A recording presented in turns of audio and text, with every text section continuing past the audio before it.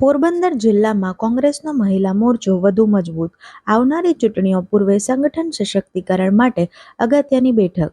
પોરબંદર જિલ્લામાં મહિલા કોંગ્રેસને વધુ મજબૂત બનાવવા માટે અને આવનારી મહાનગરપાલિકા, જિલ્લા પંચાયત તથા તાલુકા પંચાયતની ચૂંટણીને ધ્યાનમાં રાખીને પોરબંદર વિલા સર્કિટ હાઉસ ખાતે જિલ્લા મહિલા કોંગ્રેસ અને શહેર મહિલા કોંગ્રેસની અગત્યની બેઠકનું આયોજન કરવામાં આવ્યું હતું. આ બેઠકમાં ગુજરાત મહિલા કોંગ્રેસના પ્રમુખ ગીતાબેન પટેલ, ગુજરાત પ્રદેશ મહિલા કોંગ્રેસના ઉપપ્રમુખ કલ્પનાબેન જોશી અને ગુજરાત પ્રદેશના મહિલા કોંગ્રેસના મંત્રી તથા પોરબંદર જિલ્લા પ્રભારી કિરણબેન પટેલ ખાસ ઉપસ્થિત રહ્યા હતા.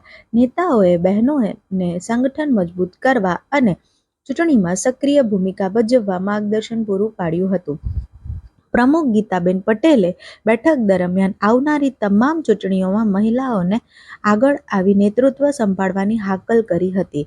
સાથે સાથે ગુજરાતમાં દારૂ અને ડ્રગ્સના વધતા જતા ગેરકાયદેસર ધંધાઓને લઈ ચિંતા વ્યક્ત કરતા મહિલાઓએ આવા ધંધાઓ સામે આગળ આવી જનતા રેડ કરવા તેમજ મહિલા કોંગ્રેસના નેતૃત્વને સૂચના આપવા માટે મોબાઈલ નંબર પર મિસ કોલ કરવાની સૂચના આપી હતી. આ બેઠકમાં પ્રદેશ કક્ષાના હોદ્દેદારો સાથે પોરબંદર જિલ્લા પ્રમુખ રામભાઈ મારુ, શહેર પ્રમુખ રાજવીર બાપોદરા, જિલ્લા મહામંત્રી કાંતિભાઈ બુધેચા, જિલ્લા શહેર અને શહેર મહિલા કોંગ્રેસના હોદ્દેદારો, કાર્યકર્તાઓ અને બહોળી સંખ્યામાં બહેનો મોટી સંખ્યામાં હાજર રહી હતી. મહિલા કોંગ્રેસના સશક્તિકરણ, સંગઠન, વિકાસ અને આવનારી ચૂંટણીઓને ધ્યાનમાં રાખીને યોજાયેલી આ માર્ગદર્શક બેઠક બાદ પોરબંદર જિલ્લામાં કોંગ્રેસના મહિલા મોરચામાં નવો ઉત્સાહ અને ઉર્જાનો સંચાર થયો છે.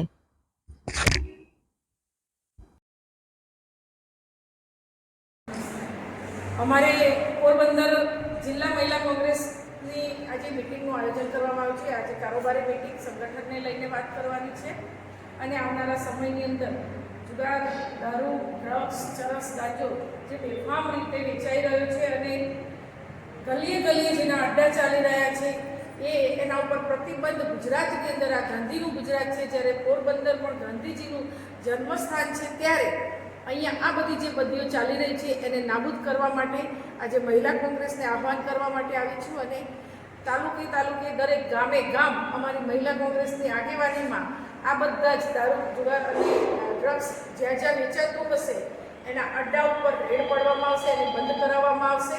સંપૂર્ણ પ્રતિબંધ લાવવા માટે અમે આગળ આવ્યા છીએ, કારણ કે ગુજરાતની અંદર પ્રતિબંધ તો છે પણ કાગળ ઉપર છે. એનું વેચાણ કે બેફામ ચાલી રહ્યું છે. ગામડાઓની અંદર દેશી દારૂની ભઠ્ઠીઓ ધમધમતી રહી છે, એના લીધે યુવા ધન અને મહિલાઓને નુકસાન થઈ રહ્યું છે. તો આ વાતને લઈ અને અમે ગામે ગામ જવાના છીએ. આવનારી જિલ્લા પંચાયત, તાલુકા પંચાયત અને શહેરની ચૂંટણીઓ જે ચાલી રહી આવવાની છે, ટૂંક સમયમાં આપણી વચ્ચે આ લોકલ ચૂંટણીઓ જ્યારે આવે છે ત્યારે ચૂંટણીની અંદર 50% મહિલા અનામત હોવાથી, 50% મહિલાઓને લડાવવાની હોવાથી અમે મહિલાઓના સંગઠનને અને લડવાવાળી મહિલાઓને તૈયારી કરવા માટેના ભાગરૂપે પણ આ મિટિંગની અંદર માર્ગદર્શન અમે આપવાના છીએ.